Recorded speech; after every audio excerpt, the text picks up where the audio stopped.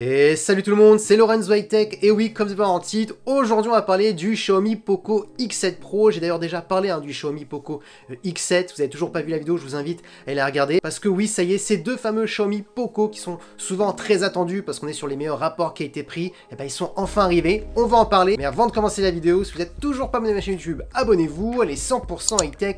N'oubliez pas d'activer la petite cloche de notification pour être notifié lorsque je publie une vidéo, et bien entendu mes autres réseaux sociaux, c'est-à-dire Instagram, TikTok et Twitter, tous les liens seront en bas dans la description. Maintenant, commençons par le design. Et le design ne ressemble pas du tout au Xiaomi Poco X7 classique. Déjà pour commencer, on est sur un écran plat, pas d'écran légèrement incurvé, donc c'est vrai que c'est un petit peu bizarre de sortir deux smartphones de la même gamme, mais pas avec le même écran, c'est-à-dire un écran incurvé, un écran plat. Donc je pense qu'ils savent très bien que les écrans incurvés ne plaisent pas à tout le monde, donc c'est pour ça aussi qu'ils ont fait un écran plat. Moi personnellement je préfère l'écran plat, d'ailleurs dites-moi ce que vous préférez en commentaire, plat ou incurvé.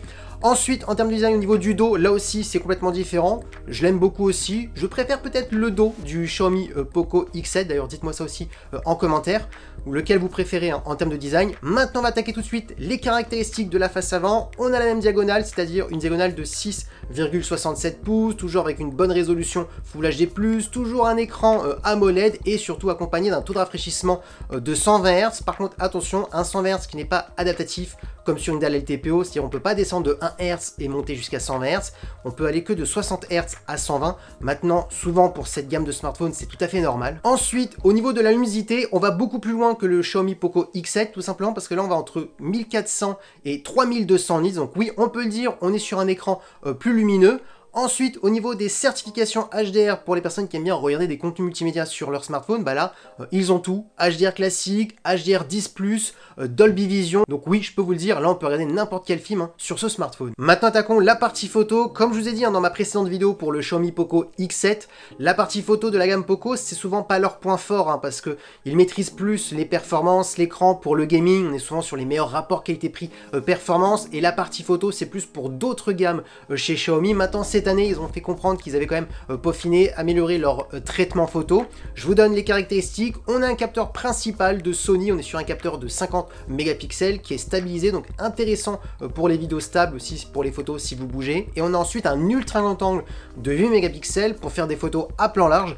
Si vous ne voyez pas de troisième capteur, ne vous inquiétez pas, ne pensez pas que ce smartphone est moins bon que le Poco X7 parce qu'il possède 3 capteurs. Ça veut rien dire le nombre de capteurs, surtout que le troisième capteur sur le Poco X7 était juste un simple macro de 2 mégapixels. Souvent le macro c'est un capteur qu'on utilise très peu, souvent en plus il est très médiocre, et là avec un capteur de simplement de 2 mégapixels, je vous le dis, on fait rien, donc vous inquiétez pas, ce Poco X7 Pro est quand même légèrement supérieur par rapport au Poco X7 classique. Et pour terminer au niveau de la vidéo, on pourra filmer en 4K 60 images par seconde, c'est bien supérieur à la 4K 30 images par seconde du Poco X7. Du coup, si vous voulez prendre ce smartphone pour faire des petites photos par-ci par-là, que vous n'êtes pas trop exigeant, ça suffira amplement. Maintenant, parlons de performance, souvent le point fort de Poco, et là je peux vous dire que c'est vraiment le point fort de ce smartphone. Vous aurez le choix entre 8 et 12 Go de RAM. Comme processeur, ils ont choisi un processeur de MediaTek, c'est le Dimensity 8400 Ultra, qui est un très bon processeur haut de gamme. C'est pas le meilleur, mais en tout cas il est très très bon. Si vous voulez un équivalent chez Qualcomm, on serait sur un Snapdragon 8S Gen 3. Le 8S Gen 3, c'était une petite mise à jour un petit peu inférieure du 8 Gen 3, mais qui était quand même très très bon. Donc oui, Call of Duty Mobile, Genshin Impact, vraiment des jeux qui demandent de grosses performances. Vous pourrez mettre les graphismes en élevé sans aucun souci, et franchement pour cette gamme de prix que je vous donnerai en fin de vidéo, c'est plus qu'un bon point. Ensuite, ce qu'il faut noter, c'est qu'ils ont aussi retravaillé leur système de refroidissement, ils ont aussi retravaillé le logiciel de gaming, donc pour optimiser les performances. Donc on est vraiment sur un smartphone de gamer, et aussi même si vous n'êtes pas gamer, pour avoir un smartphone qui dure dans le temps parce qu'il sera très très fluide. Ensuite en termes de stockage, on est sur du 256 ou 512 Go. Ensuite en termes de son, on est sur un son stéréo qui possède en plus la certification Dolby Atmos. Et concernant la batterie, parce que là c'est vraiment un bon point, on est sur une très grosse batterie de 6000 mAh avec de la recharge rapide de 90 watts. En simplement 40 minutes, vous rechargez complètement votre smartphone. Et concernant les certifications et les connectivités, en termes de certification, ce smartphone est IP68, donc oui, si vous faites malheureusement tomber votre smartphone dans l'eau, il fonctionnera toujours. Pour terminer en termes de connectivité, on est sur un smartphone qui est Wi-Fi 6 et Bluetooth 5.4. Et oui, maintenant on attaque le prix. Ce Xiaomi Poco X7 Pro a été lancé au tarif de 369 €, mais attention, pendant l'offre de lancement, on est à 319 €, mais on va parler quand même du prix initial sans promotion, on est à 369 €, on peut monter aussi à 400 € si on prend plus de stockage, plus de RAM, etc. En termes de prix, franchement, je trouve ça plus qu'intéressant. Dites-moi ce que vous en pensez hein, en commentaire. Pourquoi? Bah tout simplement déjà, quand vous regardez les performances, on est sur un très bon processeur de Mediatek pour le prix. On pourra faire tourner tous les derniers jeux vidéo avec des graphismes en élevé. Quelqu'un qui ne fait pas de jeux vidéo, bon, il sera sur un smartphone très fluide.